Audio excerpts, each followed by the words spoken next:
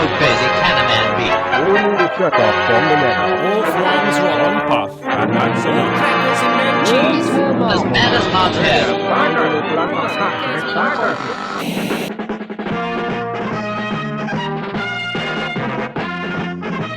Usually designed to shock and startle.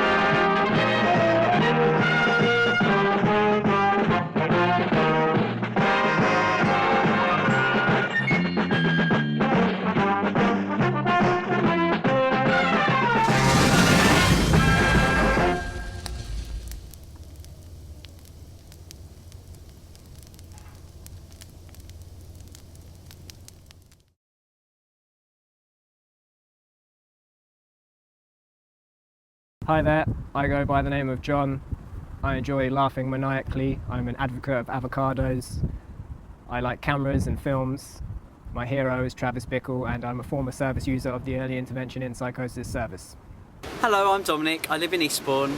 I like football and computers, and I'm a former service user of the Early Intervention in Psychosis service.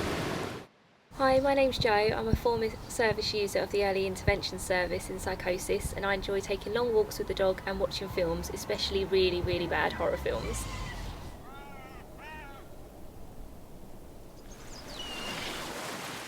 A psychotic episode is losing grip of what reality is, what most people think reality is. For me personally, it was more like slipping gradually. My thoughts and my feelings changed significantly, but it was like a natural, and it's a complete change of outlook. And all of life, all your world, your people around you, your job, your relationship, everything suddenly becomes different. Your perception has changed. The first symptoms were just like my name being called. It sounded like it was coming from down a corridor, or maybe someone whispering it behind me, or I could hear voices but I couldn't really hear what they were saying. It sounded a lot like children giggling and things like that. And at first I was thinking, is this place haunted, or am I just being strange? I used to work in a very old building, so I thought, maybe there's just not the knocks and the bangs and things, but it happened at home as well. But that quickly progressed from there into quite severe psychosis very quickly. I was really unfulfilled, not just in my course, but just generally in life. All the walls around your brain, it just crumbled away, and all these ideas I had for films kind of just spewed out. I felt like I'd become some sort of special, almost messiah-like person with all this energy that had been manifesting for a long time. Anyone, normal person or any kind of whoever would believe, yes, that is a stone. We all know that to be a stone. Well, I believed that I was Jesus, or that I was some special being here to save the planet, as much as you believe this is a stone. And I started to have quite severe beliefs about the end of the world was coming, and that I was communicating with the devil. And then sort of within a few weeks it had got to a stage where I was sort of hallucinating murderers and things in my house and giving me commands. And if I didn't go through with them, then they were going to hurt my friends and family and things like that. So yeah, it got quite scary very quick. It went from seeming quite light-hearted to really serious really quick. And of course I was afraid to ask for help as well, because I'd been told not to by my hallucinations. They told me not to ask for help, so how could I? I was speaking a million miles an hour to my friends about thousands of different topics in the same sentence. Paint all over me and like coffee stains, and writing all up my arm, running around on like rooftops with my camera, laughing at all the mundane stuff going on beneath me. I was staying up, I couldn't sleep, and I began to get quite lonely in those like early hours in the morning, just by myself, like no one to kind of unleash the rabid conversation onto. I started talking to my dictaphone like it was a friend, so it was like the only one who'd listen to me and not kind of judge me, or just kind of, it would just preserve this weird thing that was going on with me. Writing loads of stuff, just random, half nonsense and half kind of almost my own kind of theology. And I was speaking in a lot of metaphors, and people thought I was almost like, I don't know, rhyming or kind of speaking in riddles. And I remember a couple of my friends actually saying to me, you know, you're talking in riddles. What are you trying to say? You know, because I was always giving this impression of, you know what I mean, really. But they didn't. Like, not how I felt anyway. I started communicating quite a lot with one of my hallucinations, and he had sort of told me that if I, he was a murderer who passed away a few years ago, and I believe he'd come back to talk to me, and we made a deal that if he could be with me when I killed my friends and family, then he would help me do that, because that way they would escape a worse fate. Because if they hung around till the end of the world, things were going to get really, really bad. So in my mind, it was like a mercy killing. I was saving them from a fate worse than death. And, you know, it was really stressing me out, because I was trying to make plans. Obviously, I didn't want them to suffer. I wanted it to be over quick and as painless as possible. But it's very hard to do that to someone you love. My friend rang my mum and said, there's something not right with John. He's talking about all this stuff that doesn't make any sense, and we don't know what to do. And he's saying he's seeing all these people who look like they're from the Planet of the Apes, and he's talking to people who aren't even there.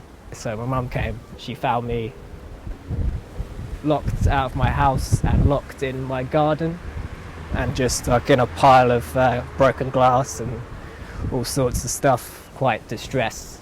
And I just had my head on my guitar and had a little towel, and I was just kind of desperately saying, I just need to sleep, I just need to sleep. Just let me sleep, I'll be fine.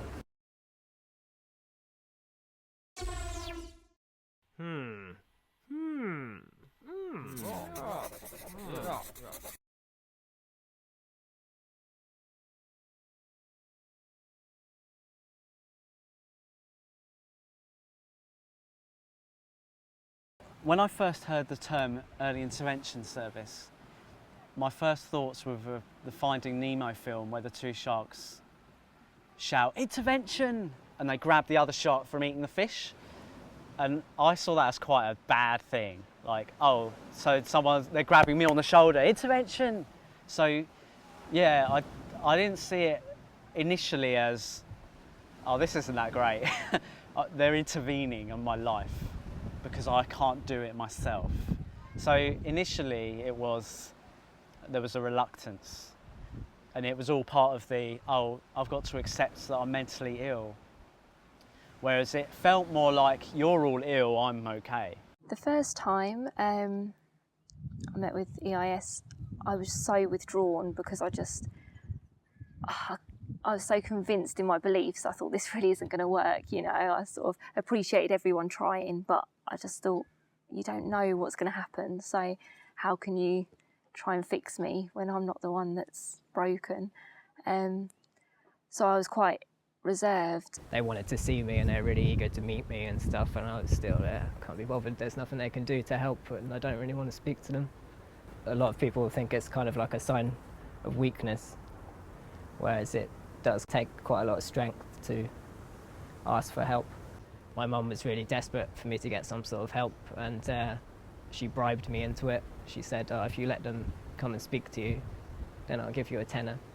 So I was like, all right, I'll take the tenner. And I just sit here and say yes or no when appropriate, to make me seem as sane as possible. Well, they wouldn't leave me alone. But, well, having said that, you know, there were long periods in the beginning where I wasn't that interested. My care coordinator looked like a bit of a hippie, and I thought, who is this guy turning up on my doorstep wanting tea? So that's the truth. But he kept coming. Hi, my name's Rick Fraser. I'm a psychiatrist. That means I'm a medical doctor who specialises in helping people with mental health problems. I've been working in the early intervention service in Sussex for about 3 years, and before that I was in Australia working in an early intervention service in Melbourne. I really enjoy playing the guitar and also riding motorbikes. My name's Katie. I'm freezing cold. My hair's blowing everywhere. I live in Brighton. I have a pet terrapin. My latest project is owning an allotment, and I'm an early intervention in psychosis practitioner. People will find our teams to be very easy to talk to. I mean, that's the key skill, I think, of an early intervention practitioner, is around engagement and helping people to not feel frightened or worried or ashamed about having mental health problems, because they can happen to any one of us. Part of the ethos of our way of working is to be patient and flexible. So initially it might just be having a chat.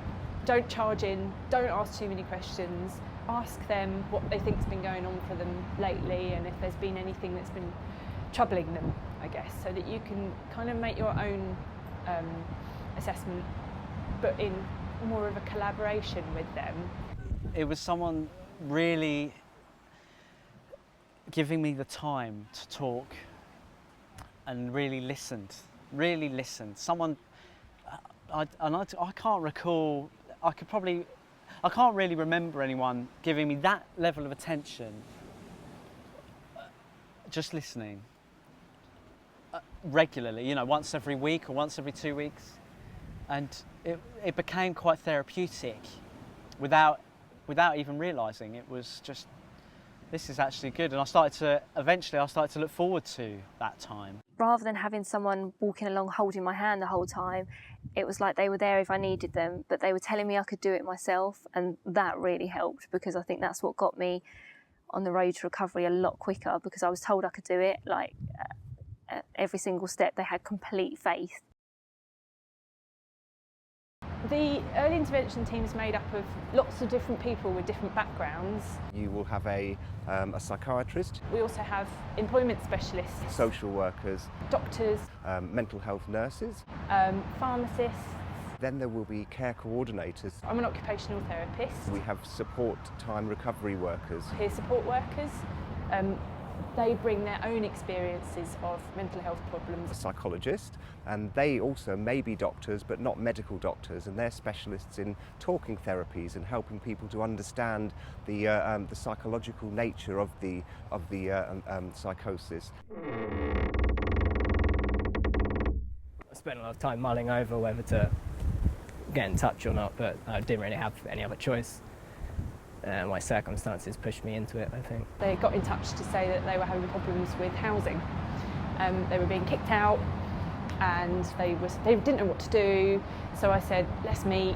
We went into town, we had a coffee, we talked about what stuff had been going on, and then we made an appointment with the local housing trust, and they helped us fill in the relevant forms, and we got in touch with the council. And it kind of built from there, actually, because we were going very much based on what they wanted to do. We talked about what I needed help with practically. So that was money, so I'd quit my job, and somewhere to live. So I'd been kicked out, and just kind of went from there. It was just having someone to talk to was just nice in itself, in a non-judgmental way especially, and detached from your immediate support.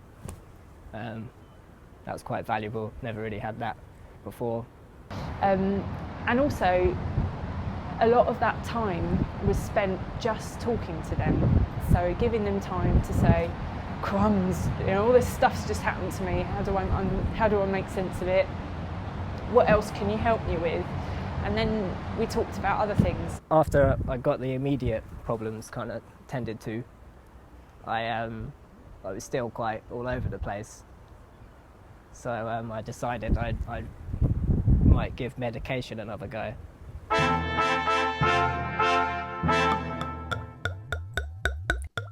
The medication was a good thing initially, because I wasn't doing myself any good being that high and that sort of out there and unable to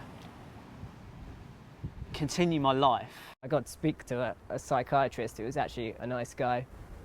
That was quite strange, because all the psychiatrists I met before then had just talked at me and told me what I needed and what is best for me.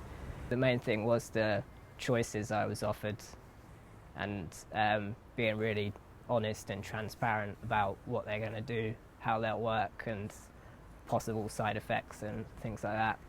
And also what really helped or kind of swayed me into it more was him telling me stories about other people's experiences and how it's helped them, and I kind of identified with a lot of the stories he told me and the particular cases, and I thought, oh, it kind of worked for them, so that sounds like the sort of help I need or would benefit from. I started taking quetiapine, and within 2 days the voices stopped, all of it, everything stopped. I remember I was sitting on the sofa and reading a book and just suddenly thought, hang on a minute, this is silence. This is what other people mean when they mean silence. And I didn't realise until then, but all my life I've never had silence. I've always had some little voice in my head, you know, a negative voice, or I've had an outside, what I call my outside voice, where it's like constantly shouting your name, or you're hearing sirens or stuff like that. And this was silence. This was actual, real silence.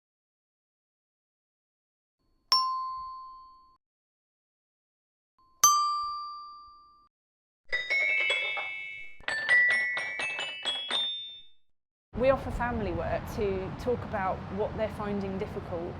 We would help them draw on their strengths as a family and try and solve that problem.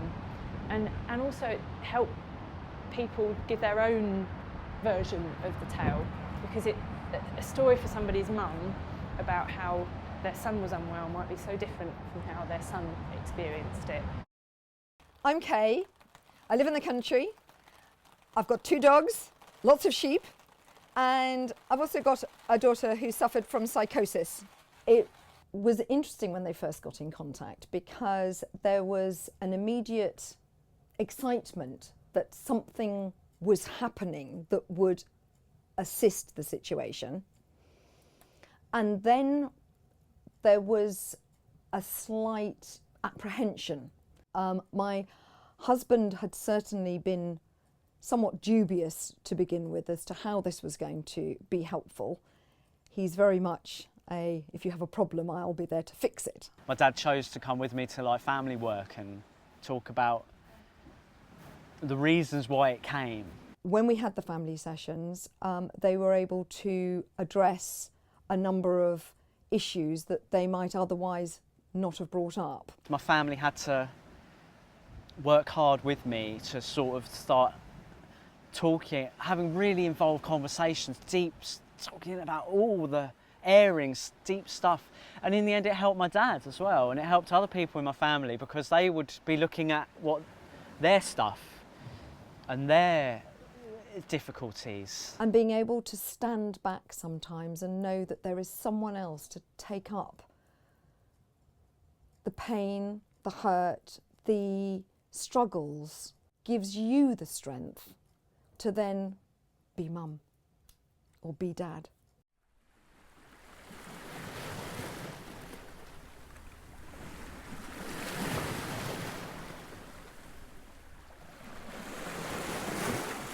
We'll actually take referrals from anyone, so you don't have to be a doctor or you don't have to be a psychologist or a nurse to make a referral. Actually, family members can make referrals. Young people can refer themselves if they're worried.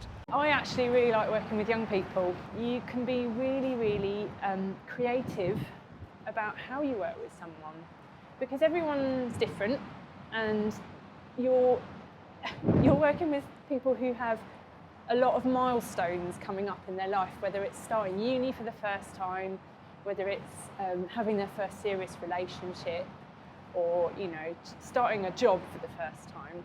Often quite kind of big deals, and you get to support that person to get back to what they want to get back to.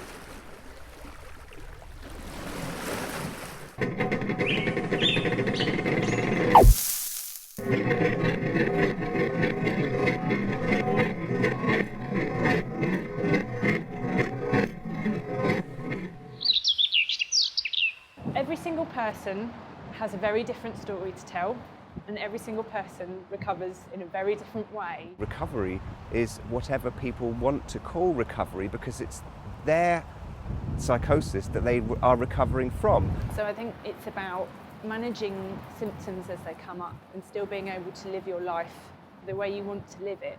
So I think it's really important that other people, that professionals, don't try and impose their own version of recovery on a person who's experiencing psychosis. A big part of that is about helping somebody work out how they stay well.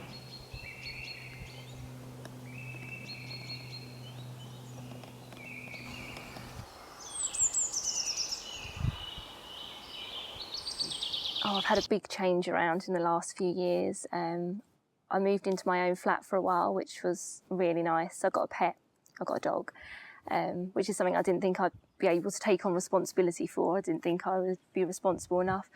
I've got not one but 2 new jobs working in mental health, which is something I love, and engaged as well, which is something that I never thought I would do because I didn't see myself having a future. So yeah, now I'm saving to buy a house as well. So yeah, it's all moving pretty well. Mental health isn't just for people that have been caught. I think I just got caught. Whereas a lot of people out there live with depression, live with anxiety, worries that affect their life, but people hide it. So I got caught. I couldn't hide it very well, and I got collared in a way, but it's actually the best thing that's ever happened, because I'm, generally speaking, a much happier person, and I now think I'm working towards happier and better. I still have to go through it sometime, you know, I'm still going through it, but it's better. It did take a long time, not just to get the chemicals right in the brain, but to kind of step back and reassess life and not see it as like a chance blown, but kind of a better kind of avenue to work from. A lot of people might look at it and think, oh, what would have happened if it didn't happen?